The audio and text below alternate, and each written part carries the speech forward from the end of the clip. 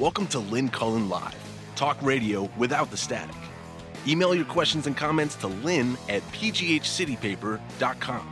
And now your host, Lynn Cullen. Good morning to you. It's the 19th of June, 2018, in case you were not sure. And it's a Tuesday, which means almost always that my sister Susan is joining us. Hi, Susan. Hi, you're very soft, I have to say. It's a little hard for me to... I've been working out a lot, trying to harden up. I don't mean that. I mean the volume on you. But I'll okay. listen really carefully. Okay. Well, how do I sound now? No different? A little better, thank you. A little better. Okay. All right. Well, you sound okay to me. Good. All right. I'll do this. There. Okay. What? Everything okay? No, much better. I turned up the volume on my handset. Oh. Jeez. Okay. I don't know. Well. Okay, you go. You start. I'm sure you've been talking about this endlessly, but there's something that's been bothering me. I actually put something up this morning on Facebook, so I didn't have to say it 6 times. And that's that people clearly do not understand the difference between law and policy. Okay. And so when Trump says it's the Democrats' fault and there's a law, and Sessions says there's a law and we don't have a choice, no, that is their policy. Yes, indeedy, a law does exist. Several do. There's some decisions, as a matter of fact. And what law does is it outlines the outside levels of appropriate behavior within a situation. Up to and including, depending how it is, i.e. sentencing. If you do a particular crime, sometimes there's zero tolerance and a mandatory testing, but because there's a law that says that. Other times, judges have discretion. Discretion. For example, when medical marijuana came out, Obama's administration, there's a law that says that marijuana is illegal. It's a Schedule I drug. Nothing's changed. That's federal law. But it was the policy of the Obama administration not to enforce that part of the law. As a matter of fact, they stated that policy, so the public knew how to behave in that situation and what to expect from the government. It was the policy, not the law. Under the immigration laws, all of these laws have existed under Obama. That's true. I think back to Truman, actually. But under the Obama administration, there was a hierarchy of who you prosecuted. Even under the George W. Bush administration, there was a hierarchy. So right. They were going after the bad actors. But right. If your only offense was to seek asylum or try and improve your life, you were not thrown into a facility charged. Misdemeanors were not considered offenses under these laws. The policy of the administration was to target bad actors. It is currently the policy under those same laws of this administration, and in particularly Jeff Sessions, it's his job. The policy is zero tolerance. The policy is not to have any sort of hierarchy in who you're aiming.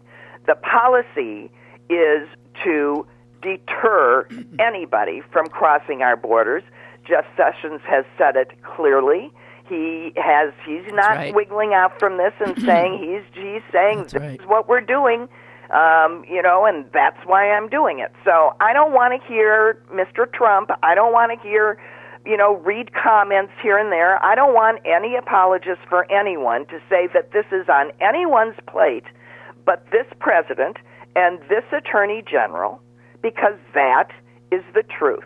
And grown-ups stand behind their decisions. 3-year-olds point and say it's Barry's fault. Well done, Susan. I think we should just end the show there.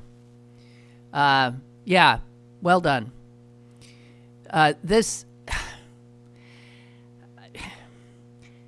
David. Yeah, I don't know why we're talking about this.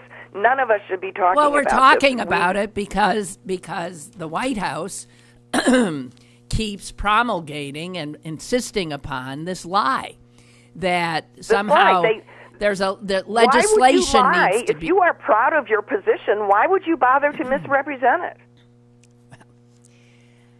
Unless you know that you are willfully perpetrating child abuse and permanent trauma on children intentionally, and I don't care if it's for 24 hours or 20 days or 60 days, I don't care if it's for 15 minutes. I'm going to come over to your house, and I'm going to take your kid, and I'll tell you I'll give them back to you later, and I'm not going to let anybody talk to them or touch them or comfort them. I'm going to stick them in a big room, and I'm just going to look at them. But it won't hurt them. So I don't want people to wince, and I want people to do something, because we are as a nation perpetrating child abuse on these children, and we all have to say something. Okay. I want to say. Okay, now I'll stop. Okay, just for a sec. You've been eloquent. I want to say that a lot of people have been saying things. We've heard all the living first ladies. Why do they say that, all the living first ladies, as if a dead first lady is going to make a statement? The dead ones were going to speak from the grave. I mean, well, Bess Truman came to me the other day and said, if I were alive, I'd be with Barb. Well, I think Eleanor Roosevelt would be really PO'd, but yeah, all the living first ladies, as far as we can ascertain, have made statements decrying it, including our current first lady, who I saw one account say how she courageously stood up to her husband by saying, and here's the quote, that she hates to see children separated from their families and hopes both sides of the aisle can finally come together to achieve successful immigration reform. Well, that is so much hooey, because that is suggesting that her husband cannot change this with a snap of his fingers. I'm not going to snap because I don't usually do it well. And that because your fingers are so old that they just slide past each other. What? There. Listen, that's not it. I could never do it with this lip. What do you mean? Why would they slide if they're old? Oh, because the skin on my fingers is so smooth and thin that I barely have fingerprints anymore. Jesus Christ. Okay, excuse me. I'm sorry. The other side of my personality just emerged. I'll try and put it back. No, that's quite all right. Comic relief is always appreciated in these times. But so the First Lady statement was a bunch of crap. And then you have Kellyanne Conway saying that nobody in the administration likes the policy. And we want it to end. I know. What are they saying? Well, the guy you're working for and whose bidding you do has the extraordinary power to stop this cruelty immediately. I have not listened to this. Have you? ProPublica. No, I've heard enough of it to know that I wanted to walk out of the room. Okay, well, I'm sorry. If I listen to any more of it, I mean, I haven't. Okay, me. I just want to know. Listen, I have not listened to it because I think I can't. But I want to play it. I think it's just about 18 seconds. It's not much. And there's a guy's voice to make a man's milk come in. I'm just saying. There's a guy's. There's you hear a border agent say, "We have an orchestra here. We just need a conductor," or something like that. Other than that, you are hearing the cries of children separated from their mothers or fathers, and I want to listen to it because on the drive-in, I was listening to a show, and a minister, and I'm sorry I don't know his name, but he had just heard this, and he said to listen to this, is to be transported back to hear the sound of Dachau, to hear the sound of the slave trading posts in the Confederacy as children are ripped from their parents' arms, to hear the sounds on the western coast of Africa as people are pulled from there. And he says, this is the human sound of this kind of violent separation. And throughout history, this sound has been heard. Now it's our turn, and it is happening in our time, in our country.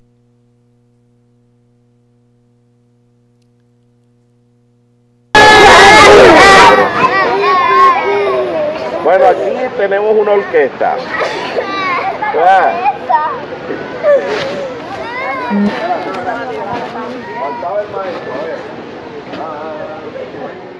¿De dónde son ustedes? ¿Y tú? Okay. Listen, I don't... Okay. I guess it goes... Is that what you'd been hearing? What? That. I'm not hearing anything. I just heard a long silence. Really? Okay, don't worry about it then. Okay. It's screaming, sobbing children. And when I heard that minister say that, I thought, my God, that's absolutely correct. You know, that's right. It's what would be the difference? It's the same sound that a poor child ripped from her mother's arms. There was a psychology experiment that was, later decried. It was testing the limits of maternal bonding, and they substituted. It was with monkeys, and they substituted for a mother for the baby monkey a barbed wire shaped thing that they'd have to get to get any milk, and they would do it, and proving that need for any sort of touch is more important than none. And here, what we're doing to these kids is another rule that they enforce is that they may not be touched. I know. They may not be comfortable. I know. I talked about that yesterday because it made me crazy. Right. They cannot pick these children up and comfort them. Nope. That's, again, policy. Those are rules set by this administration. The other thing... rules that one could imagine in a totally different time might have been put in place to protect a child. Yes, exactly. From sexual assault, right? Right. Meanwhile, first... Not further traumatize them. Right. Meanwhile, speaking of sexual assault, I don't know if you saw the story. This is in Texas of a deputy sheriff who has been taken into custody and charged with super aggravated sexual assault of a 4-year-old child. The child was the child of an undocumented immigrant who was blackmailed by this sheriff deputy to stay quiet about his abuse of her child, or he'd get her deported. She finally decided being deported was preferable and ran to a fire station and begged for help. Now, this brings up another aspect to the horribleness of the zero tolerance policy. To think this is an unusual story. Undocumented immigrants in this country are being blackmailed, terrorized all the time with this threat. If you don't do this, I'm turning you in. If you don't do that, I'm turning you in. Or knowing that there is crime going on. If a person is being abused, they fear going to court because ICE has been showing up in courtrooms and apprehending people who are going to our justice system for help. Some more. Some men coming back from an AA meeting that they attend regularly were stopped in Pennsylvania by a state trooper and ended up in ICE custody. A judge in Camp Hill, Pennsylvania, asked to perform a wedding. The groom was from Tajikistan. Excused himself and went and called ICE, who showed up at this man's wedding and handcuffed and arrested the groom and his best man.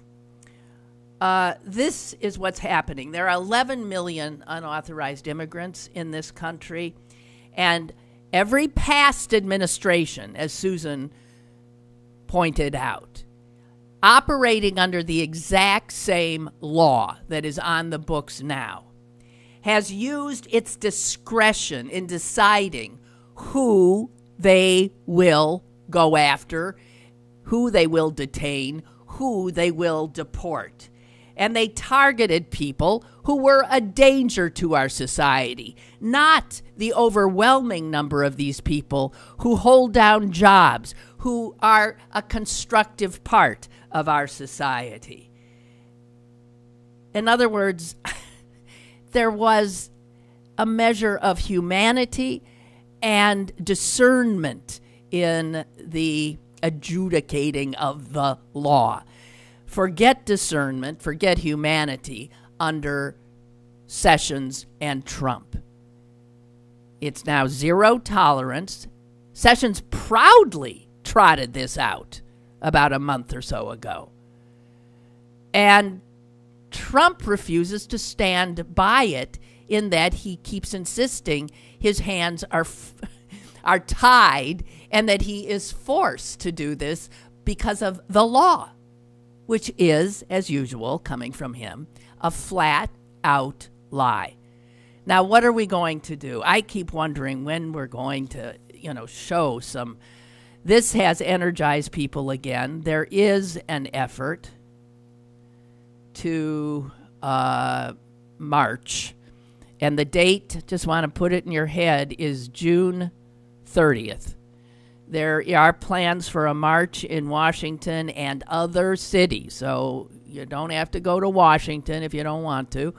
I don't know who's organizing it here in Pittsburgh, but there is an effort to get this up and moving. It is a march to decry these actions of separating children from their parents. I can't imagine that the vast majority of Americans should not be in the street on June 30th. So just to say. Also, Ellen says there's a correction she wants to make.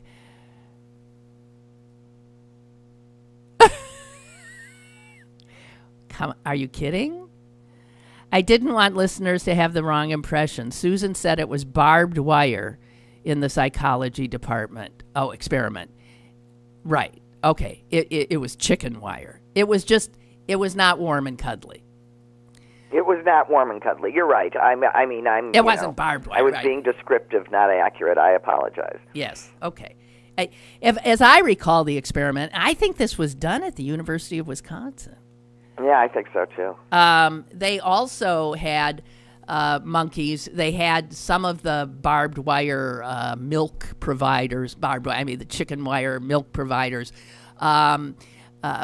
have like fur, soft cloth covering the chicken wire. So they were trying to ascertain if that had a difference. I can't remember the exact parameters of the experiment, but yes, it was done, and anyone with and considered so totally mean that and they were only torturing what we consider to be lesser beings. You know, and my point being that we're doing it to the kids. Yeah. That's all. Yeah. Worse.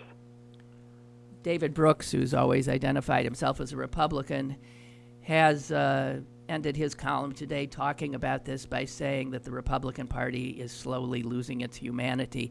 I would argue with that. I don't think it's so slow, and I think it's not losing, it's lost. Exactly. That's what I would say, too. And also Michelle Goldberg's first sentence in her piece today.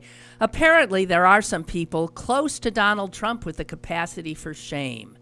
Not decency, not courage, of course, but at least some furtive recognition that they're complicit in something vile. And she goes on to talk about, yes, Melania Trump's statement, Kellyanne Conway's statement, the statements of other Republican office holders who decry this but will not stand up to the president by voting against him. Milton, thank you as usual. Families Belong Together, Pittsburgh, June 30th. It says we're rallying in Washington, D.C. Pittsburgh is rallying at Senator Toomey's office. That's a Saturday, June 30th. That's the Grant Building, which is on Grant Street, the main drag, downtown. And we'll tell you more as we learn more. But keep the date, noon, Saturday, June 30th, on Grant Street, in front of the Grant Building, where, of course, Senator Toomey's office is. Okay? Thank you very much. Well, and signs better start saying, we won't forget and we will vote. Yes. Because people that were complicit in allowing this to go on for 1 second longer than, the initial decision are all complicit, do not deserve to be in office, period. Can we take a little break here for a sec? Sure. I mean, just a break from this. Yeah. I want to just plug again that people can come to see a live taping of Savage Love live at the New Hazlet Theater this Thursday. It's actually going to benefit AIDS-Free Pittsburgh, and Pittsburgh City Paper is one of the hosts, and I will be emceeing the event. So Dan Savage, who is a man of many talents, but also writes the Savage Love column in the Pittsburgh City Paper. He's also an author. He's the founder of the It Gets Better movement, which I think has probably saved the lives of a lot of gay children in this country.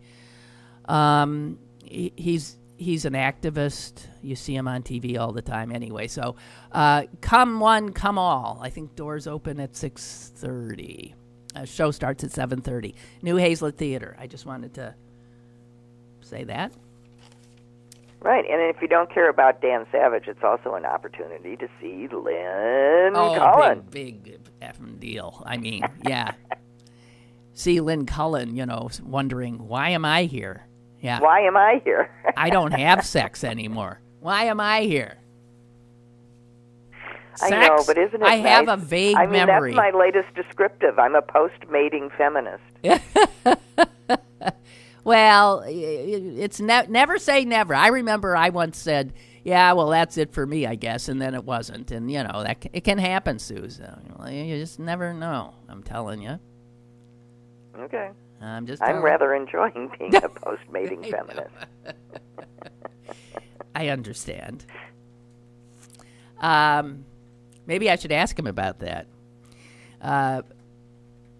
Barbara writes, why does Trump have so much power? Is this looking like absolute power, what all the presidents could have forced on us, and we've just never had to address this issue as we do now?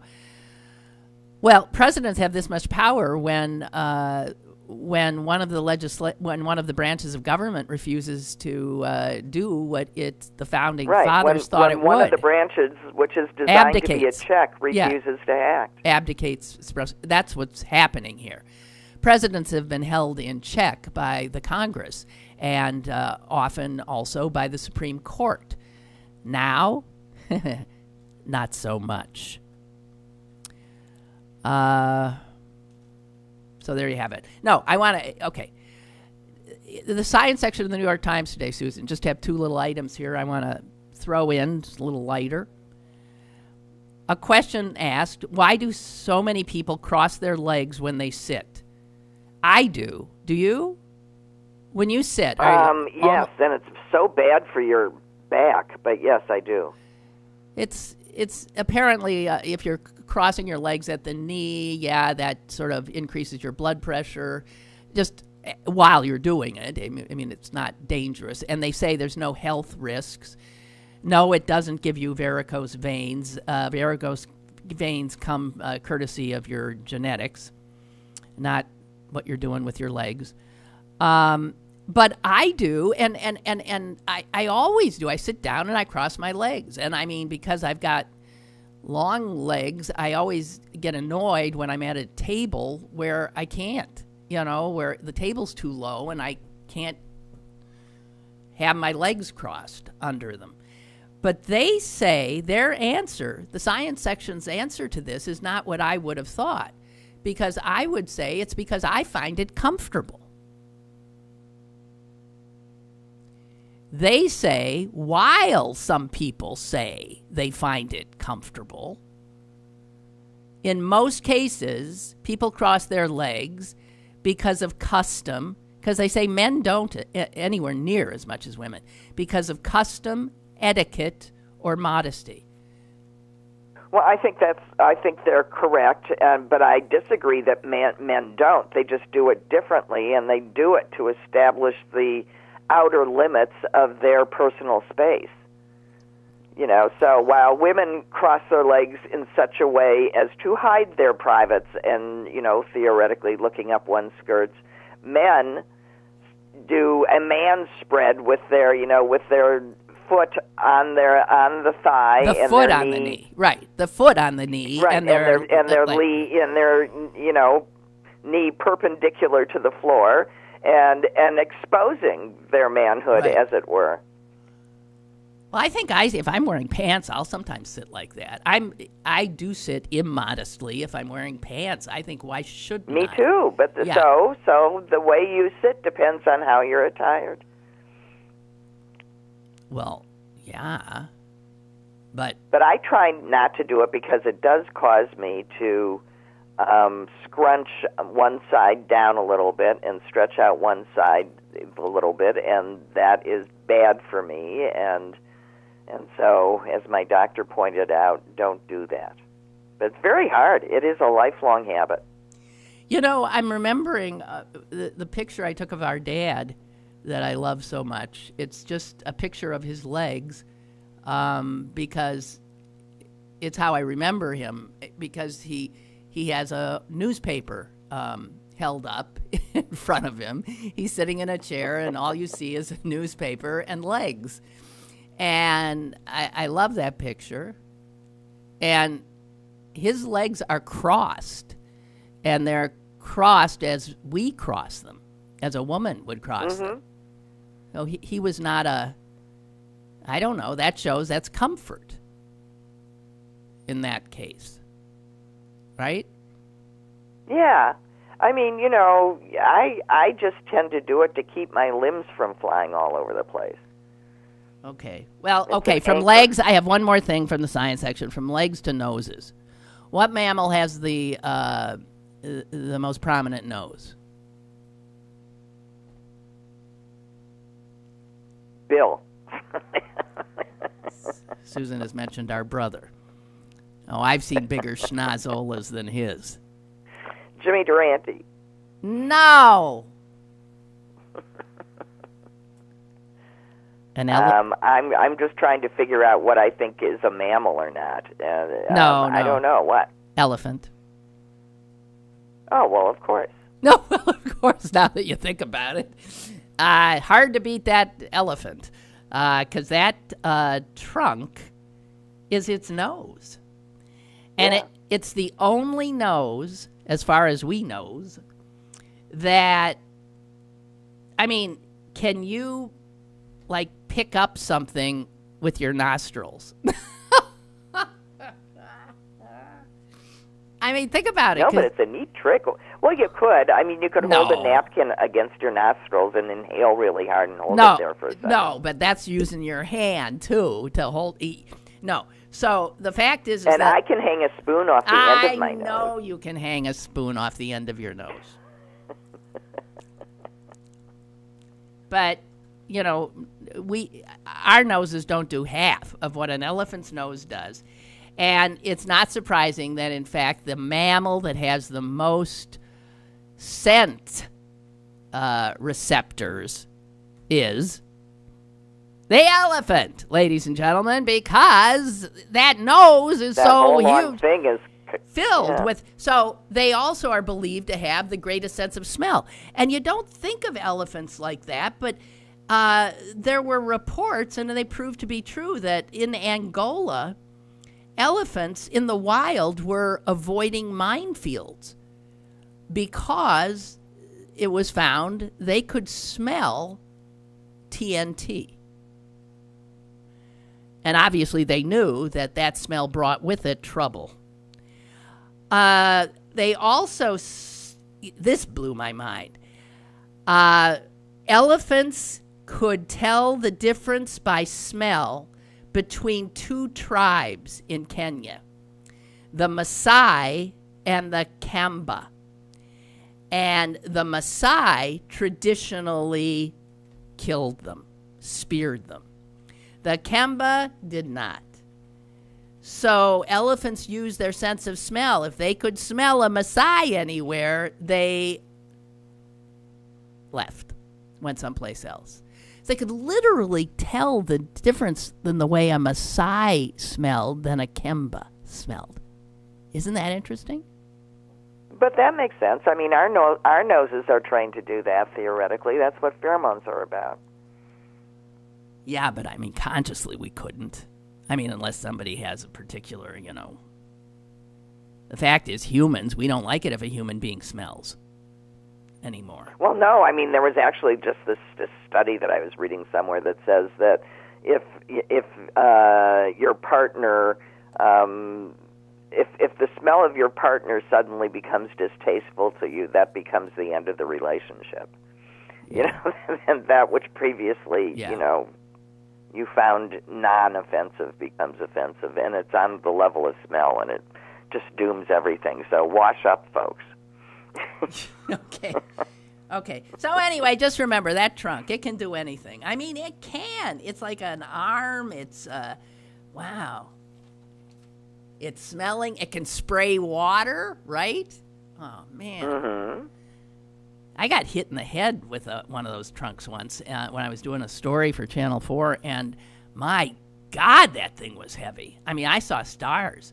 I was stupidly standing right under an elephant whose trunk was up, and then it just decided to bring it down, and I got hit by that, you know, the part that is attached to that big heavy part at the top, not the little part. And whoo! Ellen, who called about the chicken wire, who wrote about the chicken wire, has said, you don't have to share this, but I am going to share it. She said Harry Harlow was the researcher who did the experiment. And I think that was the University of Wisconsin. He concluded that the results demonstrated that it was contact comfort. It was the cloth-covered moms that was the basis on which babies formed an emotional attachment with their caregivers, and not just being fed by a caregiver, the chicken wire mom. So the experiment, I mean, yes, they would take milk from both, but the poor souls, the poor monkeys that got the chicken wire moms were did not grow up with good emotional health, because they had missed that comfort contact, the cloth, the soft comfort. And Ellen says, and his as you said, you brought this up for the same reason.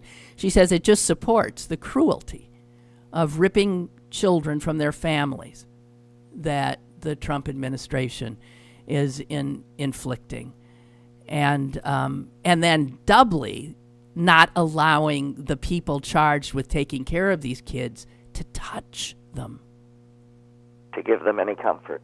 Right. Which is essential.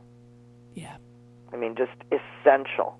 So you are in real time, we, the people, never forget that the government is we, the people, that we are now torturing and abusing children. And again, I just want to point out, if you're willing to dismiss it, hand over your kid to a total stranger for 24 hours. See how you feel. Who's not going to touch them or talk to them. They'll throw a little food at them.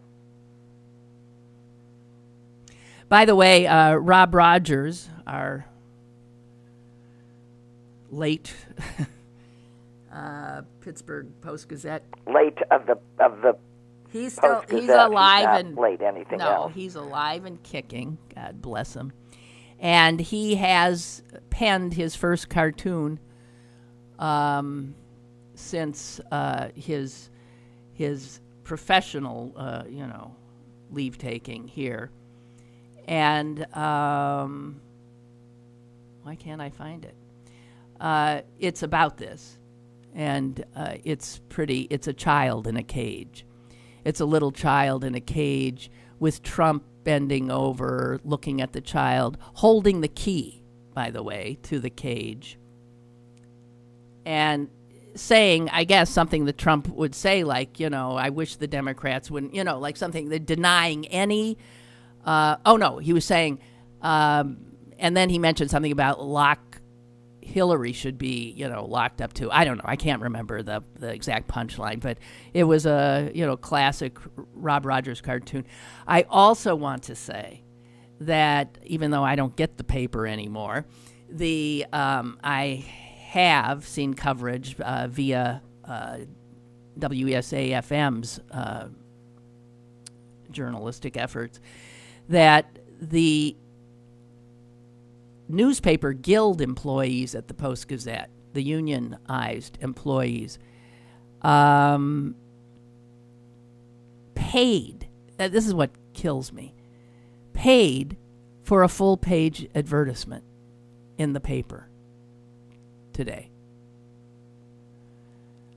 Can you imagine? These people who, by the way, are getting paid crap because the Post-Gazette won't bargain in good faith with them. They took what little money they have and they bought a page in their own paper. And in it they show a picture of all of them standing by the river, so you get a sense of how many people work for that paper, but who do not write editorials and aren't... Well, here it says this. The reporters, photographers, copy and web editors, artists, designers, and managers who work in the newsroom want to remind our readers who we are. We are independent, impartial journalists who work without interference or influence to provide our community with news that matters. It's not just a job to us, it's a calling. In these trying times, we believe local journalism is more important than ever. We hope you will continue to stand with us. And then there's a letter signed by David Shribman, the executive editor, and other managers, editorial managers. I don't mean editorial page, I mean reporting pages. And the letter says, we present the results of work in the news pages. In doing so, we honor centuries of the best traditions. Like the newsroom union colleagues, the editors of the Post-Gazette are committed to the independent, impartial presentation of the news. In times of partisan strife, it's all the more important, blah, blah, blah, blah, blah. And so what you have here on that page is pretty much most of the employees of the paper, including editors. It's the deputy managing editor, the executive editor, the senior assistant managing editor, the sports editor, and on and on and on. People who hold supervisory positions signing that letter saying that we do not, we are able to do our jobs without interference from the publisher. And I am guessing that this is a result of what I think must be an awful lot of cancellations. Yeah, I would think so. I mean, Yeah. I was only signed up for notifications and stuff, so that I unsubscribed with the note. Yeah, I think quite clearly they're saying don't kill us. Don't kill us. A reporter who's been on this show, Paula Reed Ward, who's a fantastic reporter, she was the one behind all of this, and she said, there are committed journalists here working hard every day to uncover stories about our community. Canceling your subscription only hurts our ability as journalists to bring you the news. We're all frustrated by the recent changes happening on the editorial page, but we also know that the positions espoused there have nothing to do with the work done in our newsroom. And the vice president and general manager says, we have a great deal of respect for our newsroom and management staff during this crisis. Now, that's the first time. Well, who created the crisis? Yes. It's not the readers, folks. I mean, I'm sorry that you have to beg for your jobs, but this is just like Mr. Trump. The only person that caused this is the asshole who did it. Right. He did it. And you want everybody to sign back up? Fire him. He owns it. He owns it. Well, then I'd like to see them all figure walk out how to fix it. Well, why don't they all just, I don't understand. Why don't they walk out? What's he going to do? Fire the entire staff? I don't know. Every subscriber's got to wrestle with this themselves. I just couldn't anymore. I'm sorry. I understand. I have friends in that picture. I know an awful lot of the people at that paper, but I just see. I think it infects the news pages too, and I think otherwise. Yeah, I don't. Why should anybody believe that? Right. First of all. Well, I just want to say I was told, and I don't know.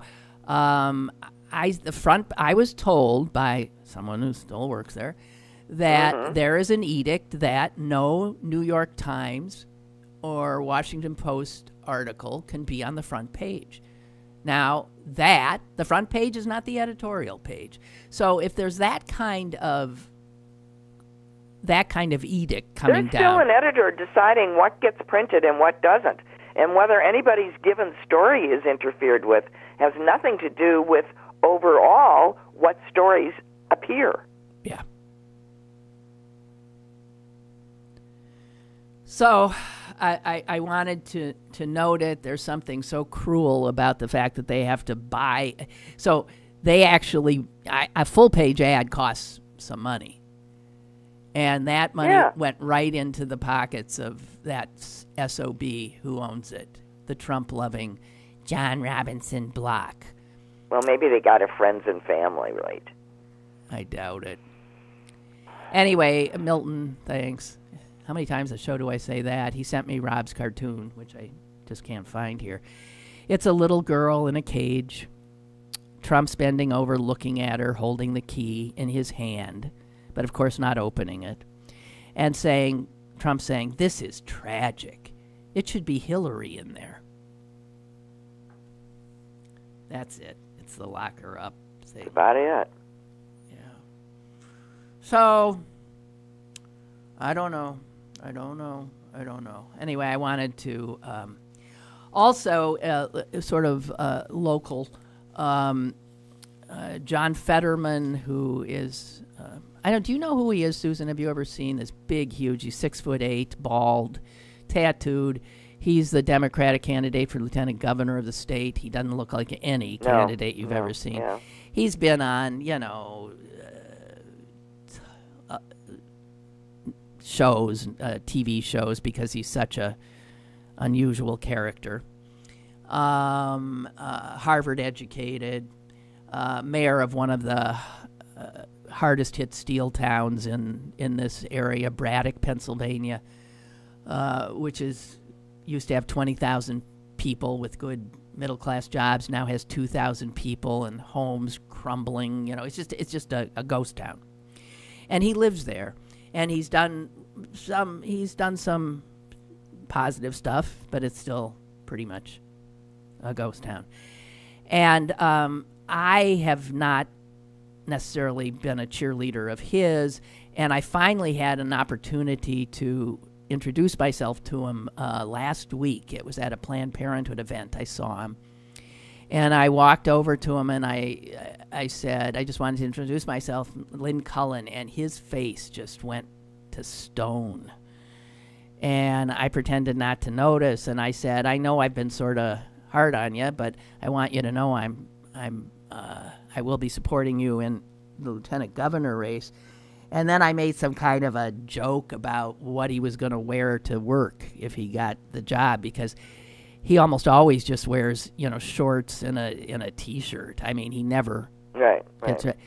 And he just looked at me, and there was like this part of his jaw was like going, twitching. Yeah, you know what I mean? Trying not to belt you in the face, I think. And he just walked away. Well, so don't vote for him. No, I'm still voting for the SOB. But I wanted to say that, boy, did he get a puff piece huge in the Washington Post today. And it is entitled The Ballad of Big John Fetterman. And the subtitle is Democrats Yearn for a Folk Hero, but will they vote for one? And so it's, can a guy who looks like this, whatever. So he gets a lot of press. God knows he knows how to get press. And his instincts are generally pretty damn good. So, of course, I'll vote for him. Well, he doesn't have to the big tough guy needs to develop a little bit thicker skin. Yeah, I would argue that as well. I mean, for a big, huge guy. By the way, the article points out he's lost over 100 pounds. He did seem a bit diminished when I met him the other day. But, my God, he still has to weigh about 350. I mean, Susan, he's 6'8". He's huge. Wow. Anyway. So, just wanted to say that. You're fearless, Lynn. Jeez. First you sit around poking the not sleeping giant, and then you go up and hold out your hand and introduce yourself to him. Well, I thought I should, because I talk about him, and and I apparently nothing personal. No, but yeah.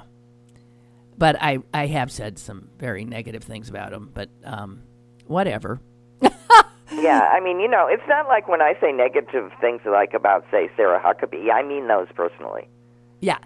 Well, this is one of the uncomfortable things about my job, because I do think on occasion I speak truth to power. But if you're doing it at a local level, and then you bump into that power at events. At parties. And so, you've just said something awful about the mayor or the county executive, and then bango, oh, hi, how you doing? So it's uncomfortable. Yeah, sure it is. But it's the job for both of you. Right. So anyway, yeah, he needs a thicker skin. God knows, my God. After he walked away, some of my friends witnessed it, and I turned to them and they said, my God, what did you say to him?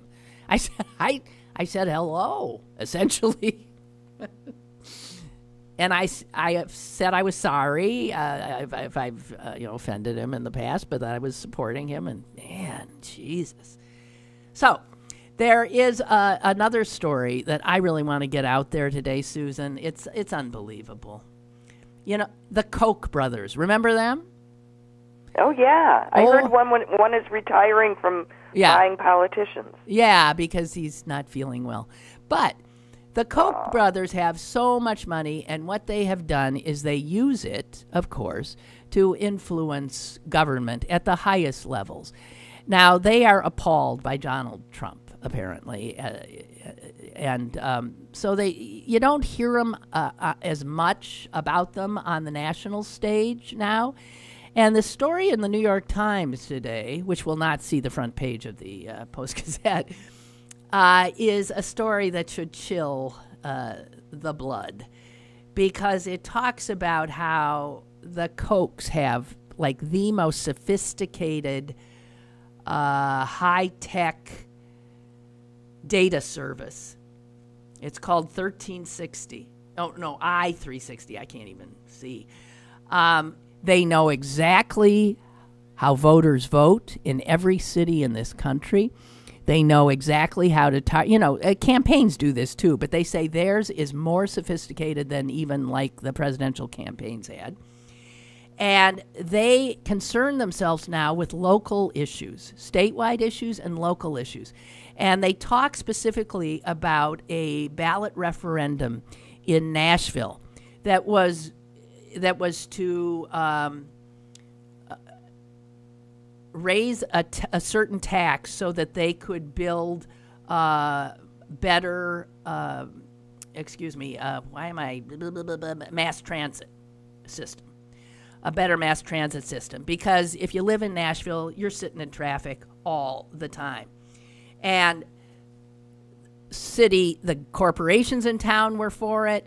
The Better Business Bureau there, the Chamber of Commerce was for it. The mayor was behind it. Everybody was for it. Everybody saw it was going to, win overwhelmingly because the people wanted it. And the Kochs came in, and they pay people. They go door to door, and it got trounced. The city was stunned. It was a landslide victory for the anti-public transit camp. Now, guess what? Guess what the Kochs make a ton of money doing? They selling fossil fuels to people to run their cars. They are a major producer of gasoline and of asphalt.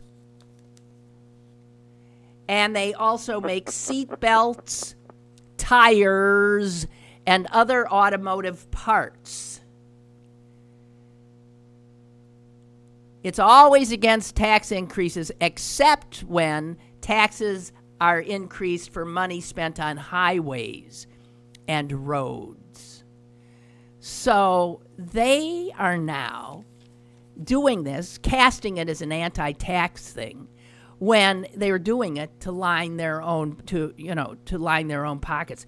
And they have done this in other cities. It says they have beaten back efforts in Phoenix, in Utah, in Tennessee, and almost everywhere they go, they win because they outspend any local schmoes with advertising, with door-to-door, all that kind of stuff. Isn't that something? It's just, there are so many horrible human beings in this world, and a whole lot of them are rich. I'll tell you that right now. Little Tony says, if you hadn't said his name, I would have thought you were talking about Darryl Metcalf. Oh, that he was so thin-skinned. Although I didn't vote for Fetterman in the primary because he's the reason we have Toomey. That's what I think. I was going to vote for him in November. I think I'll leave that ballot blank. Don't. I'm voting for him. We don't want any. We've got to get Republicans out of office. For him. Just you can't it. use any kind of. I should be the one Nina, offended. Lynn's a big girl. She can take it if he doesn't want to talk Exactly. I'm voting for him. I told him I was, and I'm going to. I'm not as thin-skinned as he is. So vote for him. Anybody but somebody with an R, and don't sit out. Don't not vote for somebody with a D. That vote is a vote. Vote for him. Do we have a caller? I'm sorry. Caller, are you there? You still there? Yeah, I'm still here. It's Okay. Roger from Bellevue. Hi, Roger. Not Rob Rogers. Yeah, no, I know. It's okay. Hello. Hey, your experience with Fetterman, Yeah. was it? Do you think it was really because of things you said, or do you think is there misogyny within that man as well? No, I don't think it would be misogyny. No, why would it be? No. It was because of who I was. It was because I'm a person who says things about him he doesn't like, and I suppose people have told him that. Oh, okay. I mean, living in Pittsburgh since the early 90s, I still am surprised at the amount of, anti-woman sentiment that's out there, mostly on the Republican side, but I see it on the Democratic side, too. Mm-hmm. And I was just curious if that played into it at all. No, I really don't. No, I don't think so. And I really, not at all. Not at all. Okay. And as far as, I'm sorry. Go ahead. Oh, and as far as the Koch brothers, I mean, isn't that pretty much, Bernie's been saying it for years now. We are a plutocracy. Mm-hmm. I mean, we are a government for the rich, now by the rich. Mm-hmm. And with the way things are happening with media in increasing consolidation, it's just no, we're in big trouble.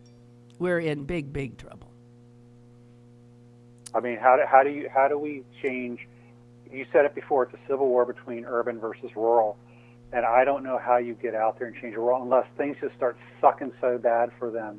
They just say, "I'll try anything now." I mean, things have been pretty sucky for them for a long time. Yeah, but they keep going in the wrong direction. I know. Because their animosity toward urban elites and liberals trumps their self-interest. I mean, it's just cutting off your nose to spite your face. I don't know. It's beyond me. I think I have another caller, so I got to jump off. Roger, thank you. Okay. Thank you. All right. Bye. You're welcome. Bye. Mm-hmm.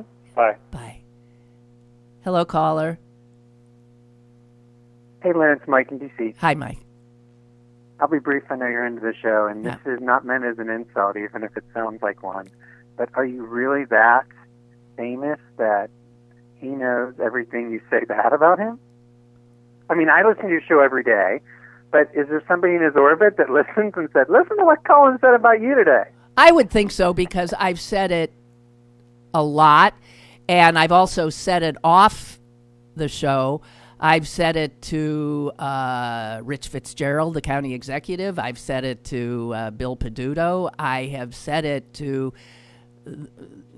big Democratic office holders who very well might have said something to him.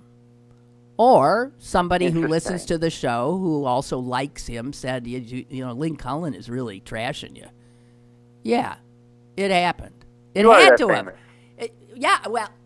It had to have happened because there was no. Yeah, otherwise, why would he be, treating her that way? I got to tell you, the minute I said my name, his face.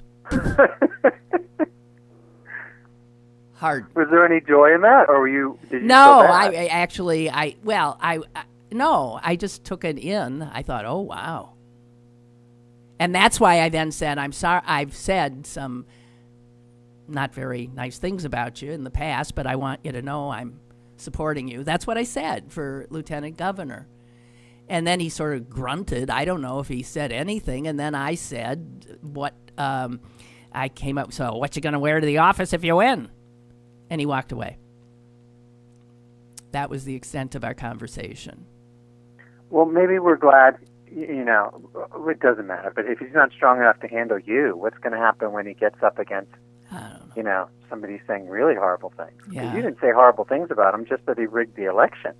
If you can't handle that, I you know said what I he. mean? I said he cost he gave us to me for 6 more years, and I've also jumped on him for constantly showing his beautiful little children on Twitter, which I just don't think is a wise thing for a public person to do. It's not a wise thing for anybody to do if you want to know the truth. And that's what I've done, and I've said that. I mean, he's so proud of them. You can tell he's just, he's I got to tell you, he's a big, ugly man. And his wife is this beautiful woman who sent him a letter because she'd read about him and sent him a letter saying, how she'd like to help him or work for him. And bango, that's how he got his wife, by being this, John Fetterman. And I don't think he's often said, I can't believe my luck. How did I get this beautiful woman and these beautiful children? So he feels that. He's not a bad man. I just think he needs to smarten up and toughen up. But I don't think he should use his kids so publicly. I know it's coming from a good place, but he's smart enough to know it's not wise. So I've said that too, and maybe he's more angry at that. I don't know. Well, then he could be a man and say, hey, Cullen, I don't like what you say about my kids on the air. You know what I mean? Yeah. He could be a man and say why he was upset. Right. Not just stalk away like a child. Yeah. And if he's going to succeed in that business, he's going to have to do that. Yeah. Right? Yeah. Right. Well, the Washington Post article says that he seems a little uncomfortable and that he doesn't make eye contact very well. I think the article said something like that. I thought, oh. So I was reading, I mean, he just might be just socially very awkward. I don't know, but that's an odd... That's what we need in the government. Yeah. All right, I'm out of time. A real man of the people. Okay, goodbye. Bye. Bye. And wait, just a quick, Ed Grant's writing, was at a theater event recently where Fetterman attended. He walked in just before the curtain and walked through the audience to his seat. People were congratulating him for his recent win. He looked extremely uncomfortable. How is that going to attract votes? I think, he is uncomfortable. Who knows? Well, whatever. We'll see. I want him to win. I want him as the lieutenant governor. I'm telling you. Okay, Suze, thank you. As per usual. Okay? Thanks very much. Okay. Bye. Talk soon. Bye. Bye. And you guys, see you tomorrow.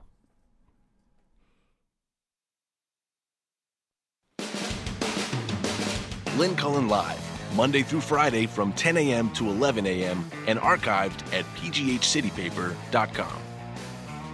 The opinions expressed on Lynn Cullen Live are those of the host and do not necessarily reflect the viewpoints of Pittsburgh City Paper or its advertisers.